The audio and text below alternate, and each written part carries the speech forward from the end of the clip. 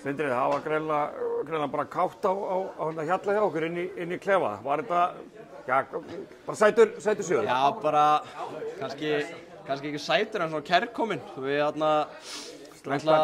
fengum, töpum illa í seinasta leik og þá var þetta ekstra kærkomið að náttúrulega vinna, líka Grindavík. Er þetta í raun aldrei spurning hérna í dag?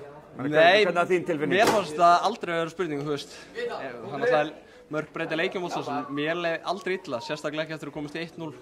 Þú veist, mér fannst þeir ekki eigin færi okkur, við vörðum strögglega vel sem lið og gáum mjög fá færi okkur og það er raunin það sem skilaði þessu sigri því að enn og aftur eru að brenna alltaf að færum, en við lokum búrinn í dag sem var ánægilegt. Það er náttúrulega alltaf fyrir því í markinu að halda hreinu þau ekki. Já, það er svona, ég held að það sé nú meira andlegt heldur en ekki, maður vill náttúrulega bara sækja 3 stig en það er oft svona gótt fyrir andlega vel svona að fá ekki á sig mark. Já, en segjum við með ykkar tímabil hingað til, þetta er væntanlega vonbrigði myndi ég halda. Já, ég held að þurfum nú engan launum með það. Engan doktor í háskólanum til að sjá það, við erum ósáttir með hvar við erum, við ætluðum okkar að vera í baráttunni með ÍR og Njarðvík þar sem þeir eru núna. Já.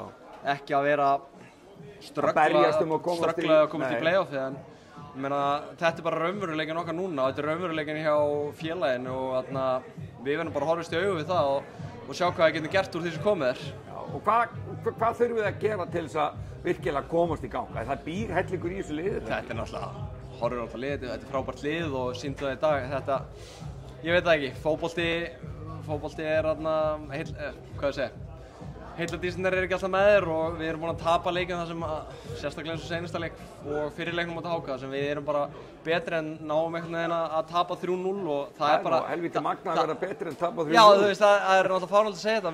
Við sátum og tókum náttúrulega fund eftir leikinn og fórum yfir. Það er alltaf verið að segja þessi helvítis tölfræði. Við vorum yfirburðar í öllum tölfræðum leiksins og í rauninni. Þannig að þetta XG þeir nýttu færi sín. Við gerðum mistök, þeir vörðust vel, en auðvitað að segja, en ég veit það ekki, bara, ég hef enga útskýringa á hverju þess svona, en bara við erum að tapa á mörgum leikjum. Fyrst voru að gera mörg jafntefli og síðan, við erum bara að tapa á mörgum leikjum og það er að býta okkur í raskati, en það er ennþá 5 leikir eftir og þið ætlið ykkur náttúrulega ekki annað en bara fara í play-offs. 5 leikir náttúrulega, við erum ekki döður öllum aðeins, sko, og þurfum að leggja allt í sögurnar líka til þess að ná þessu, en mér langar líka að hrósa fólkinu okkar í dag.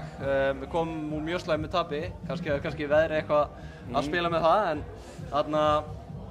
bara mjög góð stemning í dag og mjög gaman að sjá Viktor Nýmann okkur úr Blikunum. Hún er skipt út og hann var alveg standið loftak, stóð sem mjög vel í dag og mjög góð viðbót í hópinn, ungur, öflugur strákur og öflugur karakter, þannig að þið bara byggja á þessu og bara Við byggjum bara þessu áfram gakk og nú erum við bara að elta og til þess að við náum þessu liði fyrir ofan okkur þá getum við gert okkar og það er fyrst og fremst að vinna leikina því að við þekkjum þess að deild, það munu allir mistiða sig og ef við vinnum okkar leiki þá hef ég trú á okkur sem félagi að við náum markmiðunum okkar.